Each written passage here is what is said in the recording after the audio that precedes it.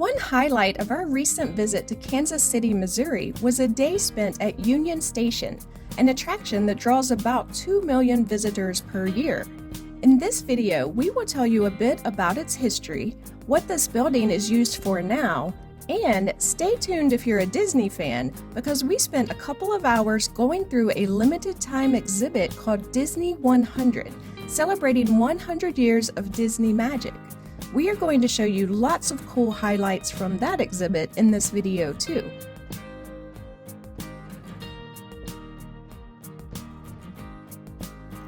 Opened in 1914, during the golden age of railroad travel, when a lot of long-distance travel in the U.S. was experienced by train, railway stations were often built to be ornate architectural marvels to create a beautiful first impression of a city as travelers arrived in town by train.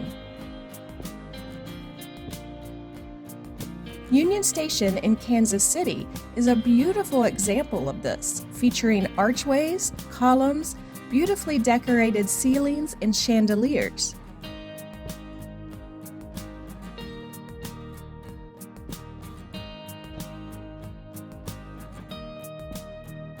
This station closed in 1985, but by 1999, the station had been refurbished and opened as an attraction containing museums, restaurants, and shops.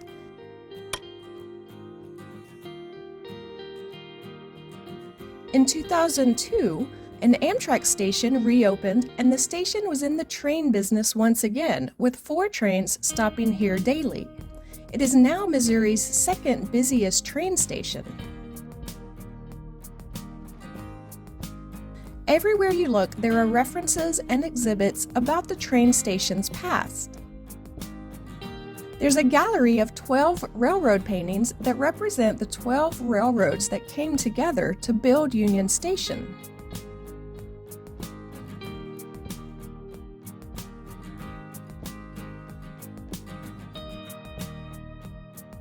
There's a Shoeshine stand exhibit that pays tribute to the shoeshiners who used to commonly shine shoes in travel hubs in the past. There's also an exhibit about the RPO, the Railway Post Office. In a time before Amazon overnight delivery, the railroads delivered mail across the country in what was a very efficient manner for the time. This exhibit features tools of the railway mail trade, parts of uniforms worn by workers, and stories and videos about the railway post office. The largest piece in the exhibit is this electric baggage wagon with its cart, built in 1914. It was used to carry luggage and postal mail around the grounds of Union Station.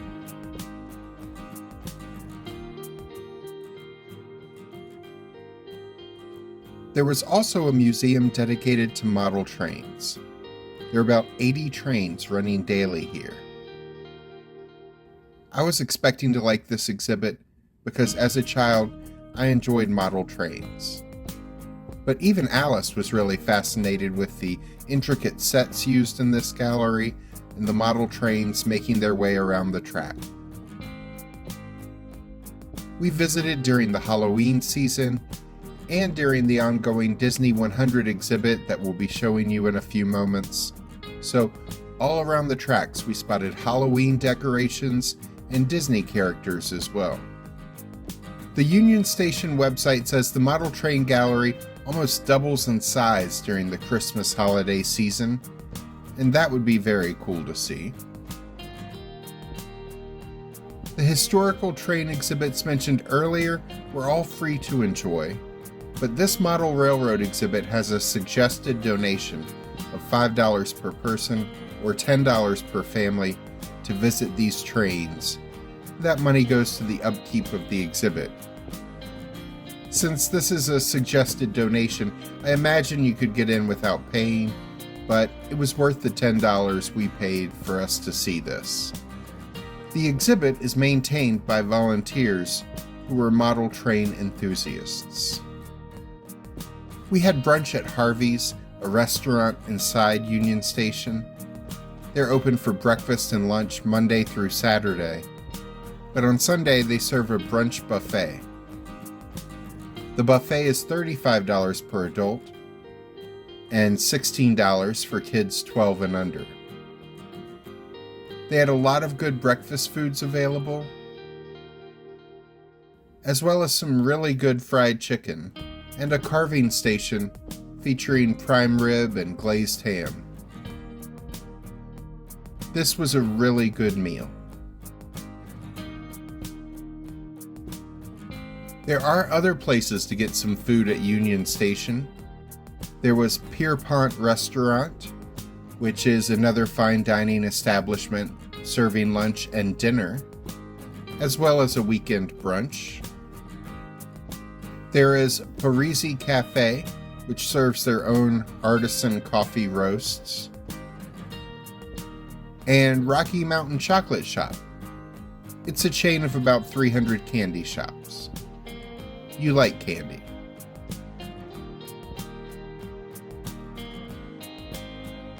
The station includes a number of fun attractions, including Extreme Screen, a theater with a 5-story tall screen. There's an escape room, which we always enjoy, a planetarium, and a kids museum. But they also have a rotating museum space, which is what Alice is excited to tell you about now. Disney 100, the exhibition, is a traveling exhibit currently on display here in Kansas City as well as in Seoul, South Korea. This particular version of the exhibit is going to Europe for a bit once it is done here, but from now until January 5th, 2025, you can see the Disney 100 exhibit inside Kansas City's Union Station. This exhibit takes you through 100 years of Disney history. More than 100 years, actually, as there are exhibits about Walt Disney's time in Kansas City. It was, after all, in Kansas City where Walt would take animation classes and where he would start his first studio called Laugh-O-Gram Studios. From there, the story of Disney picks up with his move to California, where he started his company and created the Alice comedies.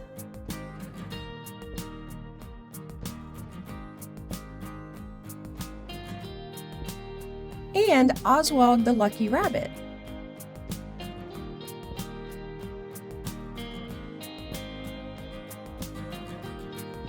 And yes, eventually, Mickey and Minnie Mouse. From there, we saw an exhibit about how the Disney films were inspired, often by well-known legends and stories from around the world.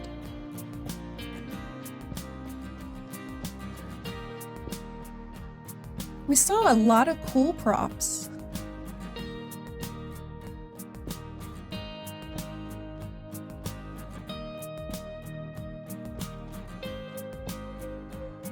And there were a number of interactive elements to the exhibit as well. We have a lot more to show you, but first, if you're enjoying this video, please click the like button and consider subscribing to my channel. Doing either of those things will help the channel grow. I really appreciate the support. We spent a couple of hours exploring this exhibit and have more to show you, though we could never fit it all in a YouTube video. If you want to see it all for yourself, tickets are $25 for adults and $20 for kids ages 4 through 12. There was a section here called The Illusion of Life, about how Disney brings its characters to life.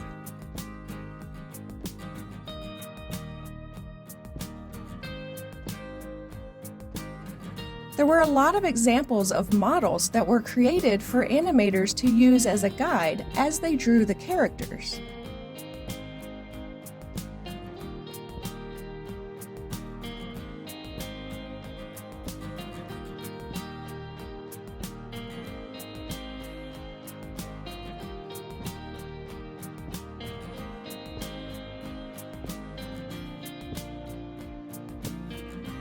There was a section about the spirit of discovery that is featured in so many Disney films, not just in their classic cartoons, but also in the live-action films, such as The Jungle Cruise.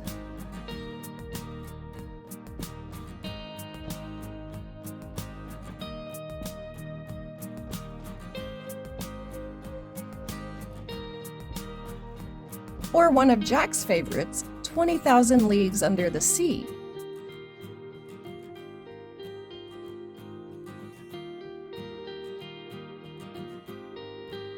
As well as the Star Wars and Marvel franchise of films.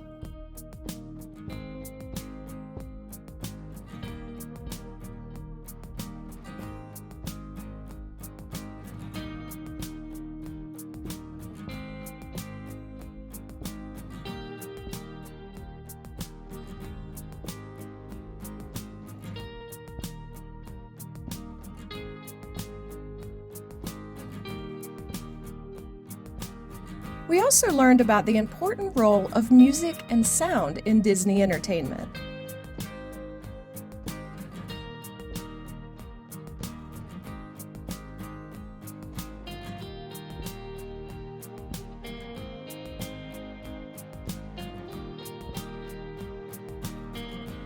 And about the world around us as portrayed by the Disney Company, included in their nature documentaries like Chimpanzee, which we thought was a really good movie.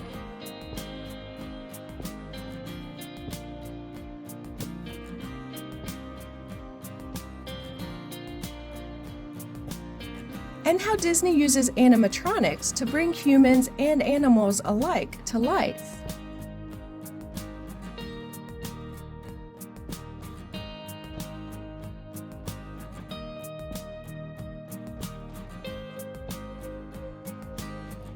There's a section about the Disney theme parks too. We have spent many days and many more dollars traveling through the Disney parks over the years. Even though we've branched out to go see other places more in recent years, I am still very sentimental about our experiences in the parks. So it was really cool to see some Disney parks artifacts.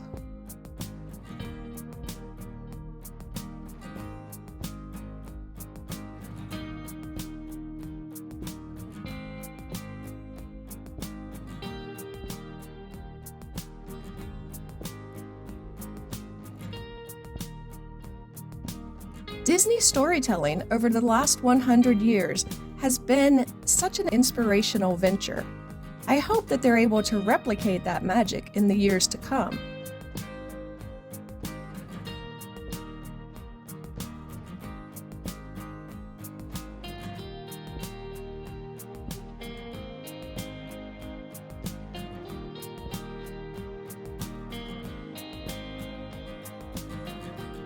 We also shopped in a gift shop in Union Station called Rally House.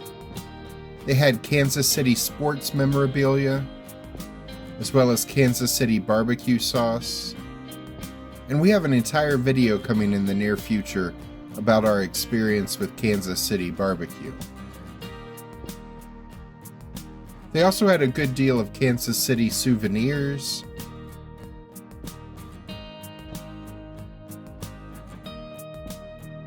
and Wizard of Oz merchandise, since that takes place in Kansas. Well, part of it does anyway. If you find yourself traveling through Kansas City, check out Union Station. It is worth exploring for an afternoon. And if you end up there before January 5th, 2025, we suggest checking out the temporary Disney 100 exhibit also. Check out our other videos from Kansas City, Missouri, and Kansas by clicking the links at the end of this video. And be sure to subscribe and click the notification bell so we can see you real soon.